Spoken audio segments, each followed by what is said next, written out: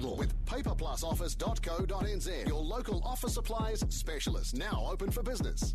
On the Huddle this evening, Josie Pagani is with me. Nice to talk to you, Josie. Hi, Larry. And Cameron Slater from whaleoil.co.nz. Hello, Cam. Hey, how are you, Larry? I'm good. Josie, Yes, Larry. The housing affordability, look, it is a huge issue. It is a huge issue. It is complex, and I don't think there's any silver bullet. What do you see in the proposals today? No, there isn't. And I think, I'm still recovering from Bill English announcing that the market's not working, which is quite a revelation for a National Party minister. But no, you're right. There are a whole bunch of things that you can do, and it's hard to see which one makes a difference. A lot of the stuff, I think the reason that people are finding it hard to work out whether this is anything big or not, it's not transformational. It's not like they've suddenly announced that in the 1940s we're going to build, hundreds of state houses. A lot of the stuff that they're announcing they were already doing anyway, which is things like increasing consent, the speed of consent processes. And that makes sense. Things like multi-proofing, there's a lot of debate about that. It's been around for a while. That means your sort of cookie-cutter terrace house type plans that are easier to get through the consent process, because once you get a cookie-cutter recipe, if you like, then it's easier to go through. So all of that makes sense. They've already previewed that they were going to make more land available. So clearly they're targeting the supply side of this rather than demand side. The problem with that is if you're going to free up the land, there's no guarantee that you're going to get the affordable housing, which is where the gap is, on that land. Well, most of the cost in a house seems to be in the land, though, Josie.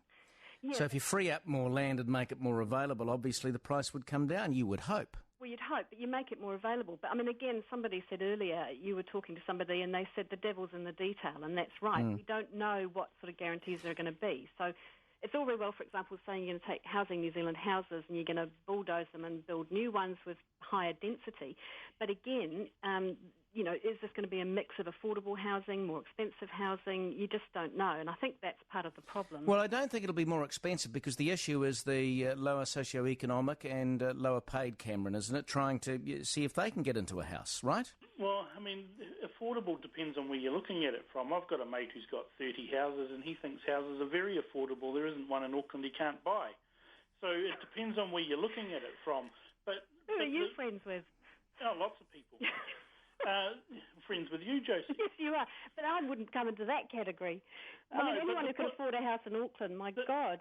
Well, plenty of people do, and that's the thing. Is that you have a look at the real estate figures. There's houses being bought and sold on a daily basis in Auckland. You would have to say that they're affordable. But the problem isn't whether the government can solve it or whether the local councils can solve it. The problem lies in a whole number of areas. We've got in Auckland this ridiculous metropolitan urban limit. 300 metres from where I live now is countryside, and thou shalt not build anything towards Whitford in that way, because we might upset the metropolitan urban limit. But I think you're right, Cam. I think that's going to change, and even your best friend, the Auckland Council. Even they're looking at greater density in the urban centres. I lived for a year in Melbourne, and in the suburbs towards the centre of the city, things are 4-storey high, walk up type arrangements on sections. Well, those sort of sections in Auckland have still got one big house surrounded by a whole lot of land that some old nan is living in. But I tell you what, I think it's going to be a real cultural change for people, that it's as the idea that you can have your little bit of land and somewhere to park the boat up the driveway, that's going to go in Auckland. So therefore you do need the greenfield land outside of the city as well, for people with families who think, well, actually, I don't want to live in a Well, I live in a relatively new suburb, which was greenfields less than 10 years. And, you're talking about the cookie-cutter houses. Well, I live in one of those, and it's... I tell you what, it's a whole lot better than the 1960s house I was living in 6 months ago. I tell you what, though, Larry, there's one problem, though. If you focus just on the supply side and not the demand side at all of the market, you're not going to intervene in the demand side, then, how do you bring people into the market that aren't in the market already? KiwiSaver did that. It's helped hundreds of people into their first home. And I think what's lacking in some of this is there's not enough there that's going to bring people into the market who would have been in the market even 10 years ago and are completely out of it. We don't want marginal people in the market. because they fall over.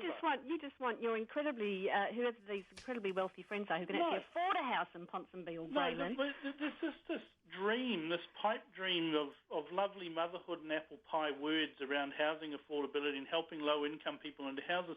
It's just ridiculous. We need to have an ethos of savings. When you've got people who are doing 95%, 100% borrowings to get into houses, what you're asking for and what you're setting people up for is failure and destruction, financial destruction. And there used to be this you had to have 20%. Now, that was there for a reason. One was financial stability, and the other was to get some discipline into people so that they were actually saving so they could afford a house. All right, we'll come back in just a moment. Cameron Slater, Josie Pagani on the Huddle. It's now 13 to 6. Larry Williams Drive with the business banking specialists at Westpac. Back on the Huddle with Josie Pagani and Cam Slater. Josie, issue number 2, we'll just do this briefly. Looks like the government won't be signing up to the next round of Kyoto. I'm not sure this is a bad thing. We produce few of these greenhouse gases, and the ones who do are not there, so it's all pointless in my view. How do you see it? Well, it's been really hard work, hasn't it? But I think if there is an ETS scheme, if there is a Kyoto 2, then we have to be in it. I mean, if our trading partners are signing up to it, then if we're not part of that, it's very hard for us to say, oh, you've got to follow the rule of law when it comes to the WTO. You've got to buy our apples. If we don't follow that, no matter what you think about climate change, that's the rule of law. But it is looking like the government wants to try and back out, which actually is a real shame because the ETS scheme has actually been the bit that's worked quite well up until the cost of the value of the credits. Right, well, the price of carbon credits has collapsed. It's a dog camp, isn't it? It's under $1 now. Well, I mean, people criticise the government for being part of the ETS, on the far right and the loony fringe out there, and then people on the far left criticise the government for not being in it enough. The Kyoto is going to expire. No one else is in it. I think the ETS, and I had a talk with John Key about this, and passing on some comments that people had left on my blog, and he says, well, look, it's a market. If the arse drops out of the market, then there's no taxes, essentially, because the credits aren't worth anything. Therefore, there's very little cost. And it's hard to argue with them on that, and that's exactly how it's working. There is no market, so therefore the credits are worth nothing. And the only people I feel sorry for are those who invested for 50 years or in forests or whatever, thinking that they were going to get $50 a tonne for carbon. Thank you, Cameron. Cameron Slater and Josie Pagani.